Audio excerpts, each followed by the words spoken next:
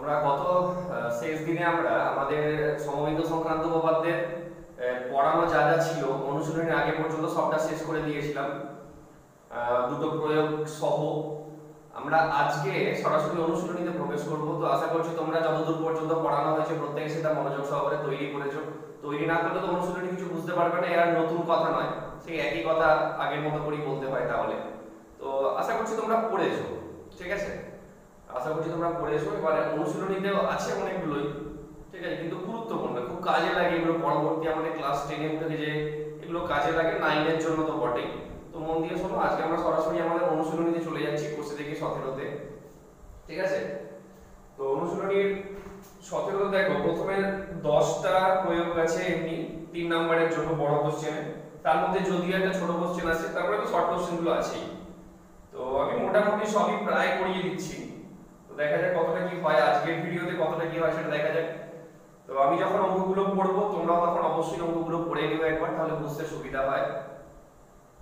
তো দেখো কোষে দেখি 17 প্রথমে যেটা আছে সেটা একের দাগেরটাই যদি বলি আমি, প্রথম কথা বলি, একের দাগেরটা ক্লাস 8 এ আমরা পড়ে এসেছি অলরেডি। একের দাগেরটা আমরা ক্লাস 8 এ অলরেডি পড়ে এসেছি। তো যাই হোক, এখানেও আমরা পড়ে নেবো সেটাকে, বা তৈরি করেও নেবো এটা আমরা এখানে। দেখো কি বলছে, যে এবিসি ত্রিভুজের কোণ বি ও কোণ সি এর অন্তঃসমদ্বিখণ্ডক আই বিন্দুতে ছেদ করেছে। প্রমাণ করি কোণ বিআইসি সমান 90 ডিগ্রি প্লাস বিএসি বাই 2। এটা আমরা পড়েছিলাম সম্ভবত 16 নম্বর চ্যাপ্টার ক্লাস 8 এর। পরপর দুটো ছিল, 11 12 এরকম পরপর দুটো ছিল, একটা বহিঃসমদ্বিখণ্ডক দিয়ে, একটা অন্তঃসমদ্বিখণ্ডক দিয়ে। তো এটা অন্তঃসমদ্বিখণ্ডক দিয়ে এটা এখানে আবার দিয়েছে, খুব সোজা। ছবিটা আঁকা যাক আগে। ধরো এটা একটা ত্রিভুজ এবিসি, এ বি সি, কোণ বি আর কোণ সি, এলো বি কোণ আর এই সি কোণের সমদ্বিখণ্ডক আই বিন্দুতে মিলিত হয়েছে। আমাদেরকে প্রমাণ করতে হবে এই কোণটা, আমাদেরকে যেটা দেখাতে হবে সেটা হচ্ছে যে কোণ বিআইসি সমান 90 ডিগ্রি প্লাস কোণ বিএসি বাই 2, মানে এই কোণটা সমান 90 ডিগ্রি প্লাস বিএসি বাই 2, এটা আমাদেরকে দেখাতে হবে। ওকে, তো এখন দেখো বিআইসি সমান 90 ডিগ্রি প্লাস বিএসি বাই 2, খুবই সোজা। তার প্রদত্ত কি, এবিসি একটি ত্রিভুজ যার কোণ বি এবং কোণ সি এর অন্তঃসমদ্বিখণ্ডক দুটি পরস্পর আই বিন্দুতে মিলিত হয়েছে। প্রামাণ্য হচ্ছে এটা, অঙ্কন কিছু লাগছে না এখানে, আমরা একদম সরাসরি দেখো প্রমাণে চলে যাচ্ছি, আমরা। তো প্রথমেই আমরা এই ছোট ত্রিভুজটা নিয়ে কাজ করব, ত্রিভুজ বিআইসি। দেখো বিআইসি ত্রিভুজের আমরা বলতে পারি এই কোণটা প্লাস এই কোণটা প্লাস এই কোণটা, তিনটে কোণের সমষ্টি কত? 180 ডিগ্রি। অর্থাৎ কোণ বিআইসি প্লাস কোণ আইবিসি প্লাস কোণ আইসিবি ইজ ইকুয়াল টু কত? 180 ডিগ্রি। ঠিক আছে, আমি প্রত্যেকটাকে 2 দিয়ে গুণ করছি। কোণ বিআইসি প্লাস কোণ আইবিসি প্লাস কোণ 2আইসিবি ইজ ইকুয়াল টু 2 ইনটু কত? 180 ডিগ্রি, মানে কত হবে তোমার? 360 ডিগ্রি।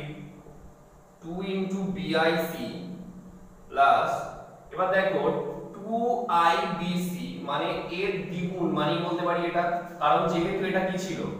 বি কোণের সমদ্বিখণ্ডক ছিল, যেহেতু বিআইটা যেহেতু বি কোণের সমদ্বিখণ্ডক ছিল, তার মানে এই কোণটার সঙ্গে এই কোণটা সমান, তাহলে বলতেই পারবো যে এর ডবল মানে এই পুরোটা, তাহলে 2আইবিসি তার জায়গায় বসাতে পারি এবিসি। ঠিক একই লজিকে এর দ্বিগুণ মানে বলতে পারি এটা, যেহেতু এটা সমদ্বিখণ্ডক ছিল, তাহলে এর জায়গায় বসাতে পারবো কত? ACB is equal two 360 degree. বা 2 ইনটু বিআইসি প্লাস, এবার দেখো এই যে দুটো আছে এর জায়গায় আমি কত বসাতে পারবো? বড় ত্রিভুজটা নাও, বড় এবিসি ত্রিভুজটা নাও। এবিসি ত্রিভুজের এই এ কোণ বি কোণ আর সি কোণের সমষ্টি কত? 360 ডিগ্রি, 180 ডিগ্রি।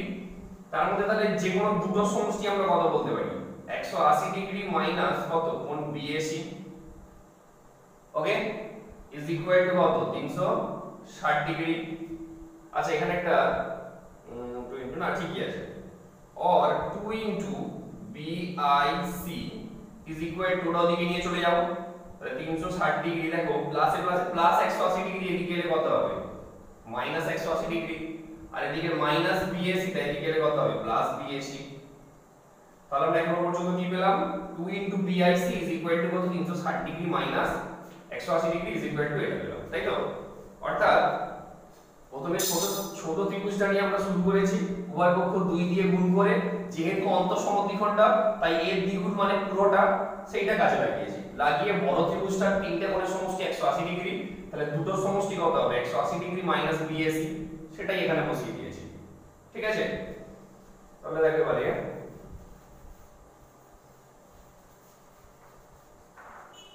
কত হচ্ছে দেখো তাহলে, but 2 into BIC is equal two 360 থেকে 180 বিয়োগ করলে কত হবে, এটা 180 ডিগ্রি মাইনাস প্লাস কত বিএসি। চলো এই দুইটা ওইদিকে নিয়ে চলে যাও, দুইটা ওইদিকে নিয়ে চলে গেলে কত হবে BIC is equal to 180 degree plus BAC, দুইটা দিকে চলে গেলে কত ভাগ আকারে হয়ে যাবে। এবারে এটা প্লাস এটা বাই এটা মানে কত হবে, এটা বাই এটা প্লাস এটা বাই এটা, তাহলে বা বিআইসি ইজ ইকুয়াল টু কত হবে 180 degree by 2 plus BAC by কত 2। ঠিক আছে, তাহলে কত হয়ে গেল, অতএব BIC is equal to 180 by 2 মানে কত 90 ডিগ্রি।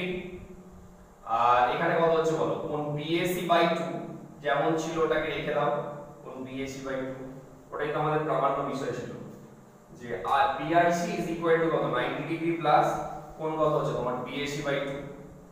ওকে, তাহলে এই ছিল আমাদের এক একটা। এরপর দেখো এক একটা করে নিব, এরপর 2 এর দাগেরটা, 2 এর দাগের একটু লিখে নাও।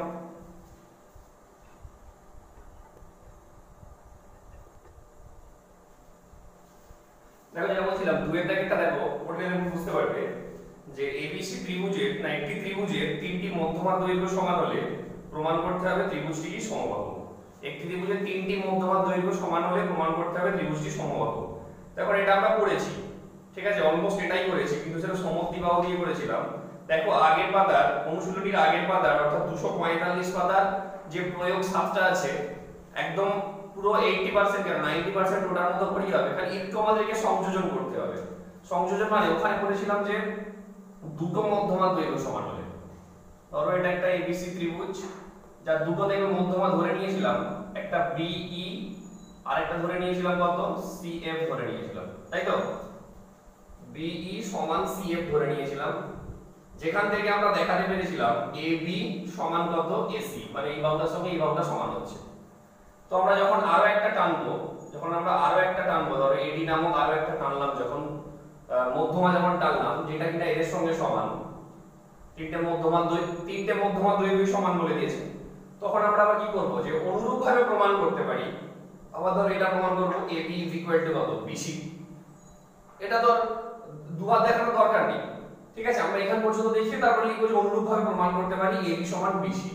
কিন্তু প্রদত্তের শুরুতে কিন্তু এরকম লিখবে যে ধরি এবিসি একটি ত্রিভুজ যার এডি বিই এবং সিএফ তিনটি সমান দৈর্ঘ্যের মধ্যমা, প্রামাণ্যতে এটাই লিখবে যে এবিসি একটি সমবাহু ত্রিভুজ। ওকে, তারপর এখান পর্যন্ত পুরো প্রয়োগ সাতটার মতো করে দেখে এখান পর্যন্ত করলে প্রয়োগ সাতটার মতো করে, তারপরে লিখব অনুরূপভাবে প্রমাণ করতে পারি AB is equal to AC, এটাকে 1 নম্বর দিয়ে রাখো, এটাকে 2 নম্বর দিয়ে রাখো। এবার 1 আর 2 তুলনা করলে আমরা তাহলে কি বলতে পারবো, 1 আর 2 তুলনা করলে আমরা বলতে পারবো এবি সমান বিসি সমান কত এসি। তাহলে এবিসি এমন একটা ত্রিভুজ যার তিনটে বাহুর দৈর্ঘ্য সমান, তো সেটা থেকে আমরা কি বলতে পারি যে এবিসি একটা সমবাহু ত্রিভুজ। তাহলে ওটা কত করে তোমরা করো, করে আমাকে পারলে চেক করিয়ে নিও। ওকে, করতে পারবে ওটা। আমরা নেক্সট বরং 3 এরটা আলোচনায় যাই, 3 এরটা যেটা আছে।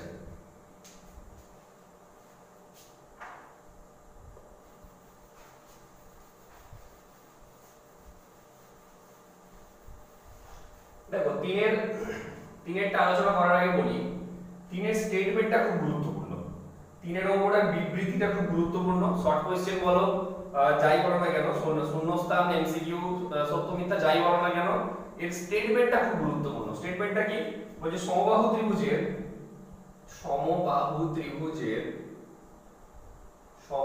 ত্রিভুজের বই দেখে নিও, ঠিক আছে, পরিকেন্দ্র মানে যা যা আমরা সেই শুরু থেকে পড়ে এসেছি, পরিকেন্দ্র অন্তঃকেন্দ্র সবই কি বলছে না একই বিন্দু হয়ে যায়, ঠিক আছে, সবই একই বিন্দু হয়ে যায়। মানে আমরা ধরো শুরু থেকে যেটা পড়েছি যে উপপাদ্য 27 এ কি পড়েছি পরিকেন্দ্র, 28 এ কি পড়েছি লম্ববিন্দু, 29 এ পড়েছি অন্তঃকেন্দ্র, 30 এ পড়েছি ভরকেন্দ্র। এতগুলো জিনিস পড়েছি আমরা। ওই যে সমবাহু ত্রিভুজ এমন একটা ত্রিভুজ যার ক্ষেত্রে ওই বিন্দুটা আলাদা নয়, একটাই বিন্দু, মানে যেটাই পরিকেন্দ্র হবে সেটাই তার লম্ববিন্দু হবে, সেটাই তার অন্তঃকেন্দ্র হবে, সেটাই তার ভরকেন্দ্র হয়ে যাবে। একমাত্র এই বৈশিষ্ট্যটা কিন্তু সমবাহু ত্রিভুজই বহন করে, বাকি আর কারোর ক্ষেত্রে এটা হয় না। সেটা আমাদেরকে প্রমাণ করে দেখাতে হবে। প্রমাণটা আমি আসছি সেটা পরের কথা, কিন্তু স্টেটমেন্টটা বা বিবৃতিটা খুব বেশি বেশি করে মনে রাখো। ওকে, তো চলো একটা ত্রিভুজ আঁকা যাক, সমবাহু ত্রিভুজ। ধরো এটা একটা সমবাহু ত্রিভুজ আঁকলাম, নাম দিয়ে দেওয়া যাক এ বি আর এটা মনে করো সি, যার তিনটে মধ্যমা আমি টেনে নিই। ধরো এটা হচ্ছে তোমার এ ডি, এটা বি ই আর এটা মনে করো সি এফ। তিনটে মধ্যমা আমরা টেনে নিলাম। ধরে নিচ্ছি মধ্যমা তিনটি পরস্পরকে জি বিন্দুতে ছেদ করেছে, জি বিন্দুতে ছেদ করেছে। ঠিক আছে, জি বিন্দুতে ছেদ করেছে। আচ্ছা, প্রথমে প্রামাণ্যটা একবার লিখে নিই। প্রথমে প্রামাণ্যটা একবার লিখে নিই যে আমাদেরকে কি দেখাতে হবে, আমাদেরকে কি দেখাতে হবে সেটা একবার লিখে নিই। তাহলে আমাদেরকে কি দেখাতে হচ্ছে না, ওই জি বিন্দুটাই কি হয়ে যাবে পরিকেন্দ্র হয়ে যাবে, as well as কি হয়ে যাবে লম্ব বিন্দু হয়ে যাবে, as well as কি হয়ে যাবে অন্তঃকেন্দ্র হয়ে যাবে, and also ওটা কি হয়ে যাবে ভর কেন্দ্র হয়ে যাবে। ওই জি বিন্দুটা এটা আমাদেরকে দেখাতে হবে, তাই তো? এটা আমাদেরকে দেখাতে হচ্ছে। তো এখন দেখো প্রথমেই বলি, যেহেতু আমরা ধরে নিয়েছি এটা সমবাহু ত্রিভুজের তিনটে মধ্যমা কি কি এডি বিই আর সিএফ, যারা পরস্পরকে জি বিন্দুতে ছেদ করেছে। আর আমরা লাস্ট 30 এর উপপাদ্যে পড়ে এসেছি যে মধ্যমাগুলো যে বিন্দুতে ছেদ করে সেটাকে তার ভর কেন্দ্র বলা হয়। তাহলে খুব স্বাভাবিকভাবেই বলতে পারবো জিটা কি হয়ে যাচ্ছে ভর কেন্দ্র হয়ে যাচ্ছে। ওটা একদম প্রথমেই আমরা বলে দিতে পারছি যে জিটা কি হয়ে গেল না ভর কেন্দ্র হয়ে গেল জিটা। ওকে, এটা খুব স্বাভাবিকভাবে বলে দিচ্ছি যে জিটা ভর কেন্দ্রটা হয়ে গেল। নেক্সট আমরা দেখো যেটাতে আসছি, নেক্সট সেটা হচ্ছে যে এই দুটো ত্রিভুজ নেব আমরা। ত্রিভুজ প্রমাণে চলে আসছি আমরা। এরপর প্রমাণে অলরেডি আমরা ঢুকে গেছি, কারণ ভর কেন্দ্রটা প্রমাণ করে দিয়েছি। যেহেতু তিনটে মধ্যমা জি বিন্দুতে ছেদ করেছে, আর আমরা লাস্ট উপপাদ্য 30 এ পড়ে এসেছি যে মধ্যমাগুলো যে বিন্দুতে ছেদ করে সেটাকে ভর কেন্দ্র বলে। তাহলে খুব স্বাভাবিকভাবেই জিটা ভর কেন্দ্রটা হয়ে গেছে। এরপরে দেখো এই দুটো ত্রিভুজ নিচ্ছি আমরা, ত্রিভুজ এ বি ডি আর ত্রিভুজ কত এ সি ডি। ত্রিভুজ এ বি ডি ও ত্রিভুজ সি বি ডি, এই দুটো ত্রিভুজকে নিয়ে আমরা কাজ শুরু করব। তো এখন দেখো এই দুটো ত্রিভুজের ক্ষেত্রে বলতে পারবো এবি এর সঙ্গে এসি সমান, এবি সমান এসি। কেন? যেহেতু এটা কি ধরনের ত্রিভুজ, যেহেতু সমবাহু ত্রিভুজ। ওকে, আবার সমবাহু ত্রিভুজে যেহেতু এটা মধ্যমা, তার মানে অবশ্যই কি বিডি এর সঙ্গে ডিসি সমান, কারণ এডিটা মধ্যমা মানে তো ডিটা মধ্যবিন্দু, ডিটা তো মধ্যবিন্দু, আর ডি মধ্যবিন্দু মানে তো বিডি এর সঙ্গে সিডি সমান হয়ে যাবে। বিডি এর সঙ্গে কত হয়ে যাচ্ছে সিডি সমান, যেহেতু এডিটা কি মধ্যমা। আরেকটা খুব স্বাভাবিকভাবে আমি দেখতে পাচ্ছি আমরা এই যে এডিটা কি হয়ে যাবে, এডিটা সাধারণ বাহু, এডিটা কি হয়ে গেল না সাধারণ বাহু। তাহলে দেখো তিনটে কন্ডিশন পেলাম, side side side S S S শর্তে। তাহলে আমরা কি বলতে পারবো এই ত্রিভুজ দুটো পরস্পর কি হয়ে গেল বলো, এই ত্রিভুজ দুটো পরস্পর সর্বসম হয়ে গেল।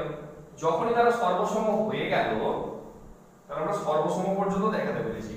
দেখো যখনই এরা সর্বসম হয়ে যাচ্ছে তখনই আমি বলতে পারবো যে এই কোণটার সঙ্গে এই কোণটা অর্থাৎ কোণ ADB ইজ ইকুয়াল টু কোণ কত ADC, কি সর্বসম ত্রিভুজের অনুরূপ কোণ, as well as এবং আবার এটাও বলতে পারি এই কোণটার সঙ্গে এই কোণটা সর্বসম ত্রিভুজের কি অনুরূপ কোণ হিসাবে সমান, অর্থাৎ কোণ BAD ইজ ইকুয়াল টু কত বল কোণ CAD, তাই তো কোণ BAD ইজ ইকুয়াল টু কত কোণ CAD। তাহলে আমাদের এটাও সমান হলো, এটার সঙ্গে এটাও সমান হয়ে গেল আমাদের। বেশ, তো এখন দেখো বলি এটা যে এই কোণটার সঙ্গে এই কোণটা সমান হয়েছে, তাই তো এই যে এই কোণটার সঙ্গে এই কোণটা সমান হয়েছে। আবার এই দুটোকে যদি আমরা যোগ করি দেখো টোটালটা 180 ডিগ্রি। যেহেতু সমান তাহলে আমরা অবশ্যই দাবি করতে পারি যে এরা দুজনেই কত ডিগ্রি করে হয়ে যাবে, 90 ডিগ্রি করে হয়ে যাবে। আর যখনই এরা 90 ডিগ্রি হয়ে যাচ্ছে তখন বলতে পারবো এডিটা অবশ্যই কার BC এর উপর লম্ব, অতএব এখান থেকে আমরা বলতে পারবো এডিটা লম্ব কার উপরে, বিসি এর উপরে। আবার একটু আগে আমরা বলে এসেছি যে যেহেতু এডিটা মধ্যমা, তার মানে অবশ্যই কি ডিটা বিসি বাহুর মধ্যবিন্দু। তাহলে কি পেলাম, ডি বিন্দুটা বিসি কে সমদ্বিখণ্ডিত করছে, অ্যাজ ওয়েল অ্যাজ আবার এডিটা বিসি এর উপর লম্ব। তাহলে আমরা এখান থেকে বলতে পারি সুতরাং এডিটা কি, এডি বিসি বাহুর লম্ব সমদ্বিখণ্ডক, লম্ব সমদ্বিখণ্ডক। ওকে, তাহলে আমরা কি পেলাম বলো এখন পর্যন্ত? এখন পর্যন্ত আমরা কি দেখাতে পারলাম, সর্বসম দেখানোর পর কি দেখাতে পারলাম যে এডিটা বিসি বাহুর একটা লম্ব সমদ্বিখণ্ডক হচ্ছে। একইভাবে কি দেখাতে পারবো, বিটা কার হবে, বিটা এসি বাহুর লম্ব সমদ্বিখণ্ডক হবে, মানে এই কোণটাও 90 ডিগ্রি হয়ে যাবে। আবার একইভাবে এখানে এই কোণটাও 90 ডিগ্রি দেখাতে পারবো, মানে সিএফ টা কার, সিএফ টা এবি বাহুর লম্ব সমদ্বিখণ্ডক হয়ে যাবে। আর আমরা একদম 27 উপপাদ্য মানে প্রথম উপপাদ্যটা করে এসেছি যে কোন ত্রিভুজের লম্ব সমদ্বিখণ্ডক তিনটি কি হয়ে যায়, সমবিন্দু এবং যে বিন্দুতে ছেদ করে সেটাকে তার কি বলা হয়, পরিকেন্দ্র বলা হয়। আমরা দেখতে পাচ্ছি যে এখানে তিনটে লম্ব সমদ্বিখণ্ডক কি কোথায় ছেদ করেছে, যে বিন্দুতে ছেদ করেছে। তাহলে আমরা সেখান থেকে কি কনক্লুশন আসতে পারছি, যেটা হচ্ছে তোমার পরিকেন্দ্র হয়ে যাচ্ছে। দুটো প্রমাণ হলো, ভরকেন্দ্র তো আগেই হয়ে গিয়েছিল একদম শুরুতেই, আর এখন দেখাতে পারলাম পরিকেন্দ্র। নেক্সট দেখো, একটু আগে আবার এটাও আমরা লিখে রেখেছি যে এই কোণটার সঙ্গে এই কোণটা সমান, অর্থাৎ কোণ বিএডি ওই সর্বসম দেখানোর পরে ওই জন্য আমি ওটা রেড কালি দিয়ে আমি লিখে রেখেছিলাম বা মার্ক করে রেখেছিলাম, বিএডি সমান কত সিএডি, কি ছিল, সর্বসম ত্রিভুজের অনুরূপ কোণ ছিল, তাই তো।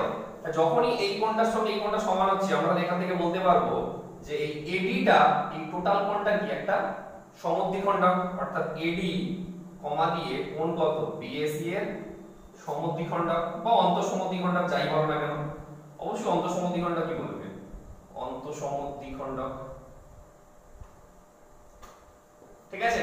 আবার অনুরূপভাবে প্রমাণ করতে পারবো ঠিক আছে, সেম ভাবে বিটা কা এই কোণটা সমদ্বিখণ্ডক হয়ে যাবে বা অন্তঃসমদ্বিখণ্ডক, আর সিএমটা এই কোণটার অন্তঃসমদ্বিখণ্ডক হয়ে যাবে। আর আমরা উপপাদ্য 29 এ পড়ে এসেছি যে অন্তঃসমদ্বিখণ্ডক তিনটে যে বিন্দুতে ছেদ করে সেটাকে কি বলা হয়, ভরকেন্দ্র বলা হয়। আমরা দেখতে পাচ্ছি এখানে তিনটে অন্তঃসমদ্বিখণ্ডকই কোথায় ছেদ করেছে, যে বিন্দুতে ছেদ করেছে। তাহলে সেখান থেকে আমরা আরো একটা পেয়ে গেলাম, যেটা কি হয়ে যাচ্ছে না অন্তঃসমদ্বিখণ্ডক হয়ে যাচ্ছে, অন্তঃকেন্দ্র হয়ে যাচ্ছে। তাই ভরকেন্দ্র প্রথমেই দেখিয়েছিলাম, তারপরে পরিকেন্দ্র দেখালাম, এখন অন্তঃকেন্দ্রটাও বলে দিলাম। লাস্টলি আমাদের আরেকটা জিনিস পড়ে থাকছে, সেটা হচ্ছে যে লম্ব বিন্দু। দেখো এটা একটা বৈশিষ্ট্য, ক্লাস 7 থেকে আমরা পড়ে আসছি, সমবাহু ত্রিভুজের যেটাই মধ্যমা হয়ে যায় সেটাই তার উচ্চতা হয়ে যায়। আর উচ্চতা মানে সে অবশ্যই কি করবে, সেখানে 90 ডিগ্রি কোণ করবে, তাই তো। আর আমরা পড়ে এসেছি, সোজা কথায় আমরা পড়ে এসেছি উপপাদ্য 28 এ যে উচ্চতা তিনটি সমবিন্দু হয়ে যায় এবং যে বিন্দুতে ছেদ করে সেই বিন্দুটা কি হয়ে যায়, তাদের লম্ব বিন্দু হয়ে যায়। উপপাদ্য 28 এ পড়ে এসেছি, উপপাদ্য 28 এর স্টেটমেন্টটাই এরকম ছিল যে কোন ত্রিভুজের শীর্ষবিন্দু থেকে বিপরীত বাহুর উপর অঙ্কিত লম্ব তিনটি বা উচ্চতা তিনটি সমবিন্দু ছিল এবং যে বিন্দুতে ছেদ করতো সেই বিন্দুটাকে কি বলা হতো, তাদের লম্ব বিন্দু বলা হতো। তাহলে সেখান থেকে খুব স্বাভাবিকভাবেই বলতে পারছি যে লম্ব বিন্দু হয়ে যাচ্ছে। তাহলে আমরা দেখো এক এক করে কিন্তু চারটেই প্রমাণ করতে পারলাম যে সমবাহু ত্রিভুজের যেটাই ভরকেন্দ্র হয় সেটাই লম্ব বিন্দু, যেটাই পরিকেন্দ্র সেটাই লম্ব বিন্দু, সেটাই অন্তঃকেন্দ্র সেটাই হয়ে যাচ্ছে ভরকেন্দ্র হয়ে যাচ্ছে, ঠিক আছে। একমাত্র সমবাহু ত্রিভুজই এই বৈশিষ্ট্য ক্যারি করতে পারে, তাছাড়া কিন্তু আর কেউ করতে পারে না। তাই খুব গুরুত্বপূর্ণ স্টেটমেন্ট, আর তো প্রমাণটা বললামই, অবশ্যই সবটা মিলে তৈরি করে নিও, ওকে।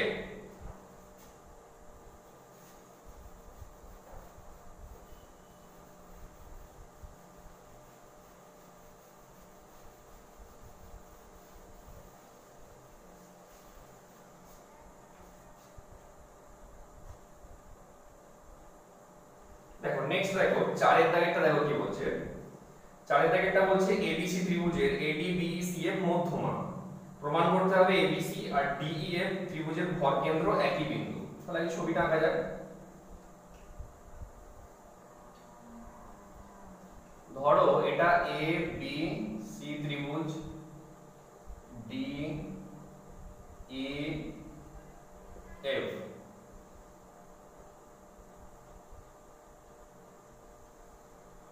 ডিইএফ তিনটি কি আছে তোমার মধ্যমা।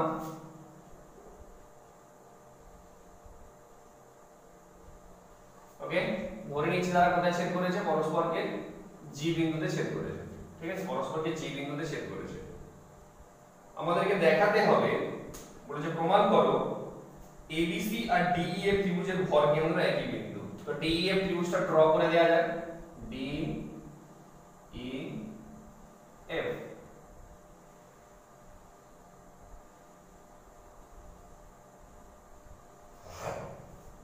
ঠিক আছে, তাহলে প্রামাণ্য বিষয়টা কি হচ্ছে? প্রামাণ্য বিষয়টা ওই জি বিন্দুটা ভর কেন্দ্র হবে কার কার? জি ভর কেন্দ্র হবে কার কার? ত্রিভুজ এবিসি এর as well as ত্রিভুজ কত? ডিইএফ এর, তাই তো? ওটা ভর কেন্দ্র হবে, এটা আমাদেরকে দেখাতে হবে, যে দুজনেরই ভর কেন্দ্র হয়ে যাবে। তো এখন দেখো, প্রথমেই বলি যে আমরা এটাই নাম দিয়েছি যে আচ্ছা প্রদত্ত, তাহলে কি হলো? প্রদত্ত হলো এবিসি ত্রিভুজের এডি বিই আর সিএফ তিনটি মধ্যমা যারা পরস্পরকে জি বিন্দুতে ছেদ করেছে। প্রামাণ্য হচ্ছে এইটা, ঠিক আছে, প্রামাণ্য হচ্ছে এইটা। তো এখানে দেখো একটা অঙ্কন করতে হবে, ঠিক আছে, একটা অঙ্কন করতে হবে। অঙ্কনটা হচ্ছে আমরা এই ধরো, এটা ডি বিন্দু ছিল, এটা পরে নামটা দিচ্ছি, এটা ডি বিন্দু ছিল। একে আমরা সাপোজ এইচ বিন্দু পর্যন্ত এমন ভাবে বর্ধিত করলাম, এইচ বিন্দু পর্যন্ত, যাতে করে এই জিডি সমান ডিএইচ হয়, জিডি সমান ডিএইচ হয়। বিএইচ আর না না না না না, এখানে লাগবে না, এখানে অঙ্কন লাগবে না, খুব সোজাভাবে হয়ে যাবে। অঙ্কন দিয়ে করা যাবে, অবশ্যই করা যাবে, একটু বেশি ঘোর হয়ে যাচ্ছে সেটা, ঠিক আছে। এটা যেমন ছিল তেমন থাকুক। এটা দেখো খুব সিম্পল ভাবে প্রমাণটা হয়ে যাবে, প্রমাণের শুরুতে আগে বলি, যেহেতু তিনটে এডি বি আর সি এর মধ্যমা পরস্পরকে কোথায় ছেদ করেছে? পরস্পরকে জি বিন্দুতে ছেদ করেছে। যেহেতু মধ্যমা তিনটে পরস্পরকে জি বিন্দুতে, এই ত্রিভুজটার কথা বলছি, এবিসি ত্রিভুজের কথা বলছি, যেহেতু তার মধ্যমা তিনটে জি বিন্দুতে ছেদ করেছে, তাহলে খুব স্বাভাবিকভাবেই আমরা বলতে পারি, যে জিটা, জি বিন্দুটা কার? ত্রিভুজ এবিসি এর ভর কেন্দ্র হয়ে যাচ্ছে। মানে এটা প্রথমেই প্রমাণ হয়ে যাচ্ছে, ঠিক আছে, ওইটা একদম প্রথমেই প্রমাণ হয়ে যাচ্ছে। সেকেন্ড প্রমাণটার ক্ষেত্রে মানে জিটা যে ডিইএফ এর ভর কেন্দ্র হয়ে যাবে, তার জন্য বলি ত্রিভুজ এবিসি এর ক্ষেত্রে দেখো, আমি বলতে পারি যে এবি বাহুর মধ্যবিন্দু এফ আর এসি বাহুর মধ্যবিন্দু ই। কেন? কারণ যেহেতু সিএফ টা মধ্যমা ছিল, তার মানে এফটা কি? এফটা হচ্ছে এবি বাহুর মধ্যবিন্দু। আর যেহেতু বি টা মধ্যমা ছিল, তাহলে ইটা কার? এসি বাহুর মধ্যবিন্দু। তাহলে আমরা বলতে পারি যে ত্রিভুজ এবিসি এর এবি বাহুর মধ্যবিন্দু কত বলো? এবি বাহুর মধ্যবিন্দু এফ, আর এসি বাহুর মধ্যবিন্দু কত? ই। আমরা আবার পড়ে এসেছি উপপাদ্য 20 চ্যাপ্টার 9 এ, যে কোন ত্রিভুজের দুটি বাহুর মধ্যবিন্দু সংযোজক সরলরেখাংশ তৃতীয় বাহুর সমান্তরাল ও অর্ধেক। তাহলে সেখান থেকে বলতে পারবো ইএফ টা কি? বিসি এর সঙ্গে সমান্তরাল, ইএফ টা বিসি এর সঙ্গে সমান্তরাল। আর বিসি এর সঙ্গে সমান্তরাল, এই পুরোটার সঙ্গে সমান্তরাল মানে এই টুকুটার সঙ্গে অবশ্যই সমান্তরাল হবে, যেহেতু এরা কি? বিডিসি বিন্দু তিনটে সমরেখ বিন্দু। তাহলে এখান থেকে আমরা বলতে পারবো ইএফ টা কার সঙ্গে সমান্তরাল হয়ে যাচ্ছে? বিডি এর সঙ্গে সমান্তরাল হয়ে যাচ্ছে। ওকে, আবার একই যুক্তিতে দেখাতে পারবো ডি টা কার সঙ্গে? এবি এর সঙ্গে সমান্তরাল হয়ে যাবে। একই যুক্তিতে ডি টা এবি এর সঙ্গে সমান্তরাল হয়ে যাবে। Same process, same logic. যেহেতু এটা পুরোটার সঙ্গে হচ্ছে, তাহলে অবশ্যই এই টুকুটার সঙ্গে হবে, অর্থাৎ ডিই সমান্তরাল কত হয়ে যাচ্ছে বলো? বিএফ। তাহলে দেখো আমরা বিডিইএফ বিডিইএফ এমন একটা চতুর্ভুজ পেলাম যার দুজোড়া বিপরীত বাহু কি পাচ্ছি? পরস্পর সমান্তরাল পাচ্ছি। তাহলে সেখান থেকে বলতে পারবো অবশ্যই এটা একটা কি হয়ে যাবে? সামান্তরিক হয়ে যাবে। আমরা সেই একটা প্রয়োগে পড়েছিলাম, এটা 12 নম্বর অধ্যায়ের একটা প্রয়োগে পড়েছিলাম, তো সেম জিনিস, ঠিক আছে। তাহলে এটা একটা সামান্তরিক হয়ে গেল। আর যখনই সামান্তরিক হয়ে গেল, আমরা জানি সামান্তরিকের বিপরীত বাহুগুলো পরস্পর সমান হয়ে যায়। তাহলে আমরা সেখান থেকে লিখে রাখবো যে ইএফ, আচ্ছা চলো সামান্তরিক প্রমাণ হয়ে গেল।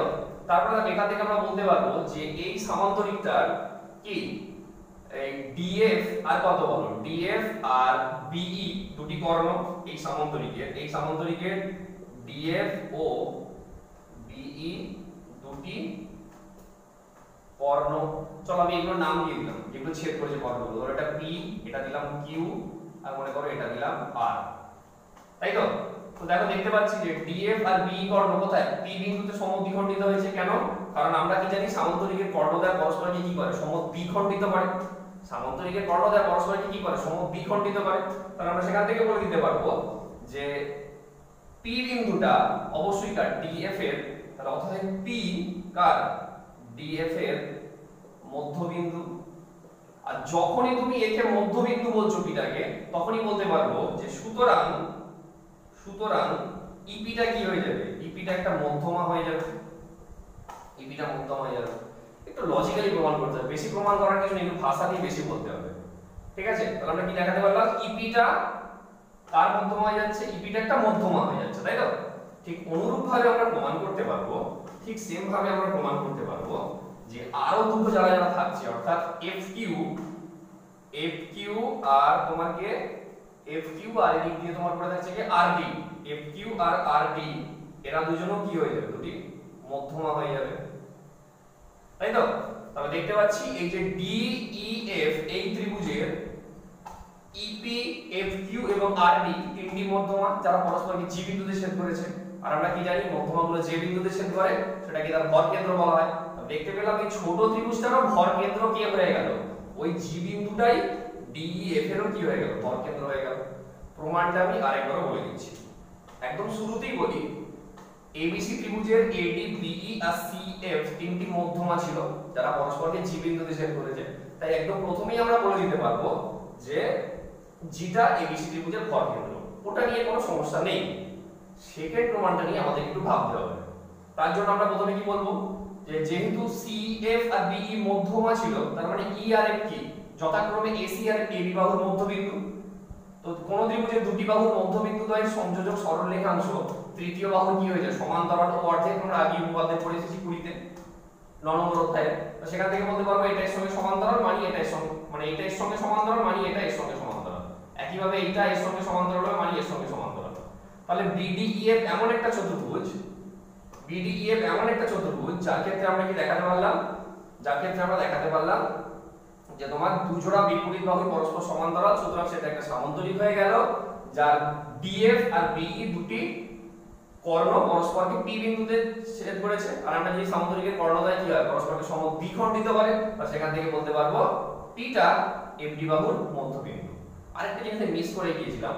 তারপর আমরা বলবো যে অনুরূপভাবে প্রমাণ করতে পারি এফ ডি সিই বা এএফবিএফ, এফডিসিই বা এএফডিই দুটো সামান্তরিক হবে, যেখান থেকে আমরা প্রমাণ করতে পারবো এফকিউটা একটা মধ্যমা হয়ে যাবে এবং আরডিটাও একটা কি হয়ে যাবে? মধ্যমা হয়ে যাবে। কারণ যখনই এগুলো মধ্যবিন্দু বলতে পারছি তখনই তো এটা একটা মধ্যমা হয়ে যাবে, তাই না? ব্যাস, তিনটে মধ্যমা পেলাম যারা কিনা জি বিন্দুতে ছেদ করেছে। সুতরাং ওখান থেকে আমরা বলে দিতে পারবো যে জিটা যেমন এবিসি ত্রিভুজের ভর কেন্দ্র ছিল, অ্যাজ ওয়েল অ্যাজ সেটা ডিইএফ ত্রিভুজের ভর কেন্দ্র হয়ে গেল। ওকে, একটু ভালো করে বোঝার চেষ্টা করো। ঠিক আছে? যে বুঝে নেবে তার নিজে, মানে ভাষাটা তখন নিজে থেকে চলে আসবে, ভাষা আর কারো দেখতে হবে না তখন। ওকে, চলো নেক্সট যাওয়া যাক।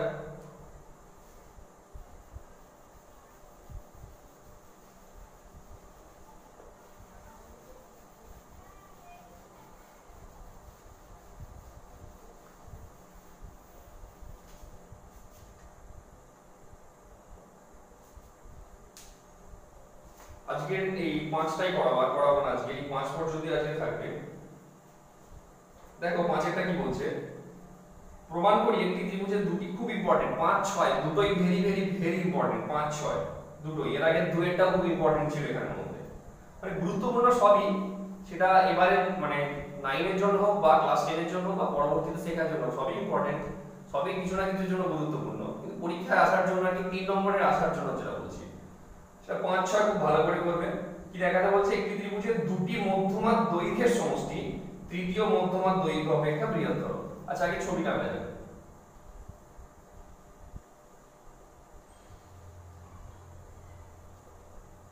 ধরো এবিসি একটি ত্রিভুজ, ডি ই এফ, এ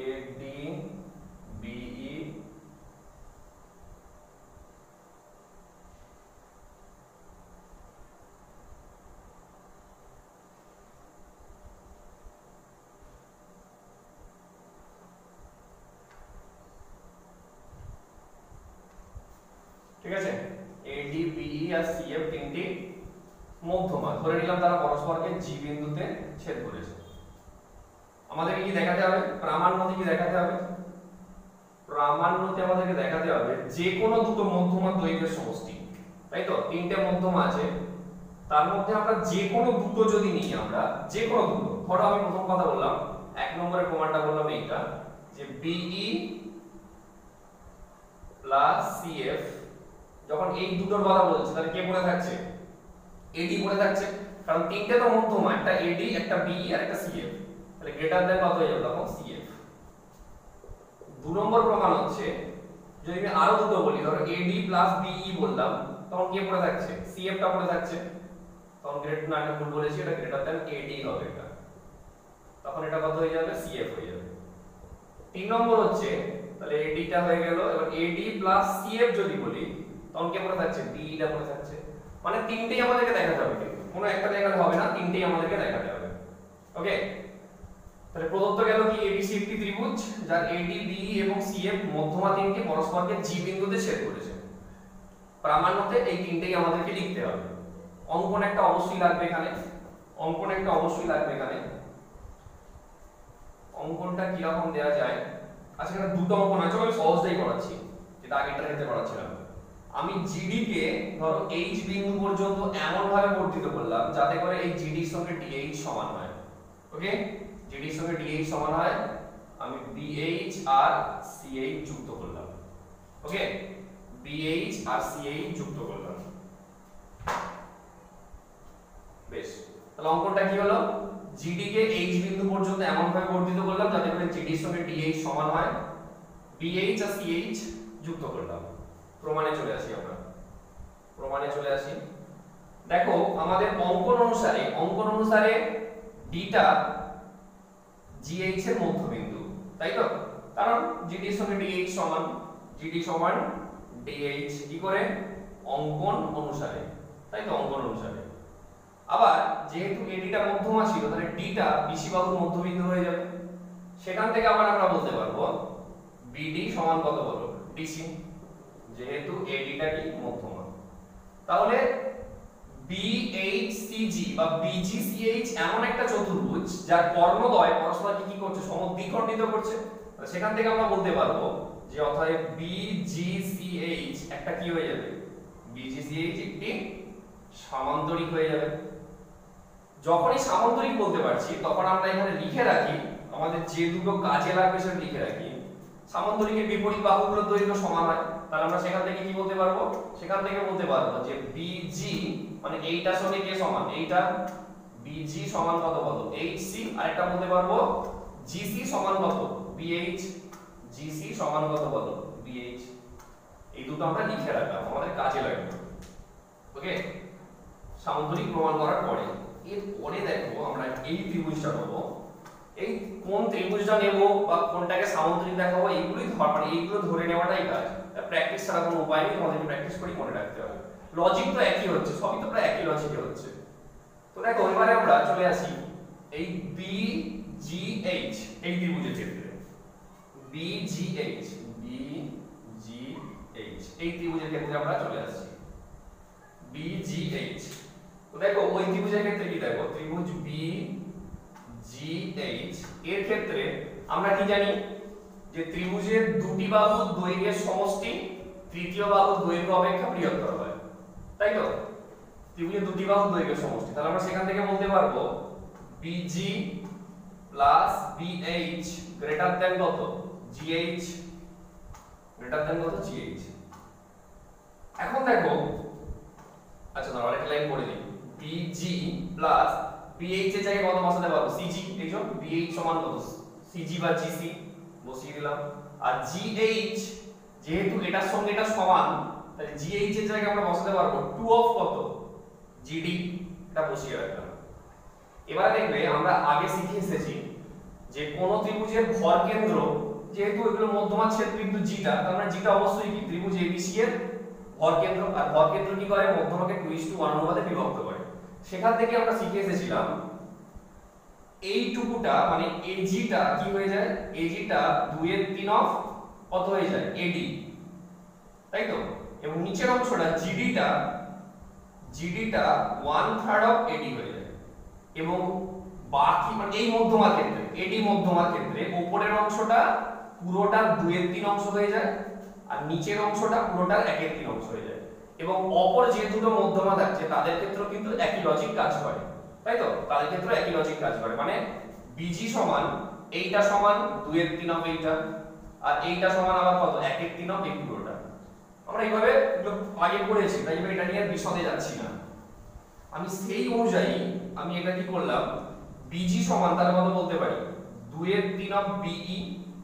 ঠিক সেম লজিকে জিসি সমান 2/3 অফ কত টোটাল সিএফ, 2/3 অফ কত টোটাল সিএফ গ্রেটার দেন 2 ইনটু আবার জিডি সমান কত 2/3 অফ এই 2/3 কেনটা 1/3 নিচেরটা তো নিচের অংশটা 1/3 অংশ হয়ে যায়, তাহলে 1/3 অফ কত হয়ে যাবে এডি হয়ে যাবে। ঠিক আছে, বা কত হচ্ছে 2/3 অফ বিই প্লাস 2/3 অফ কত সিএফ গ্রেটার দেন 2/3 অফ কত তোমার এডি।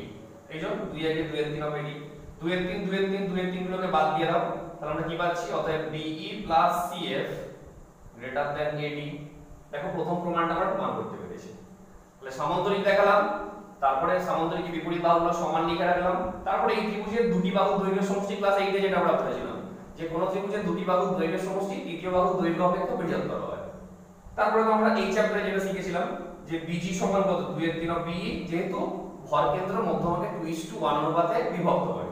আবার জিসি সমান 2/3 অফ সিএফ বা জিডি সমান 1/3 অফ এডি। এটা কাজে লাগিয়ে দিয়ে দুই দিক থেকে 2/3 বাদ দিলেই আমাদের একটা প্রমাণ চলে আসছে। বাকি দুটো প্রমাণ আর করার কোনো দরকার নেই। বাকি দুটো প্রমাণ আমরা একইভাবে কি করব, যে একইভাবে প্রমাণ করতে পারি বা অনুরূপভাবে প্রমাণ করতে পারি বলে আমরা বাকি দুটো কিন্তু ছেড়ে দিতে পারবো। ওকে, তাহলে এই ছিল আমাদের পাঁচের প্রয়োগটা, এটা ছিল। তোমরা এই 5 পর্যন্ত আজকে রেডি করো, আশা করছি পরের দিন আমরা বাকি অংশটা শেষ করে দিতে পারবো। ওকে, কিন্তু তোমরা এখান পর্যন্ত আগে রেডি করে নিও। আজকের ভিডিও এখান পর্যন্তই রইল।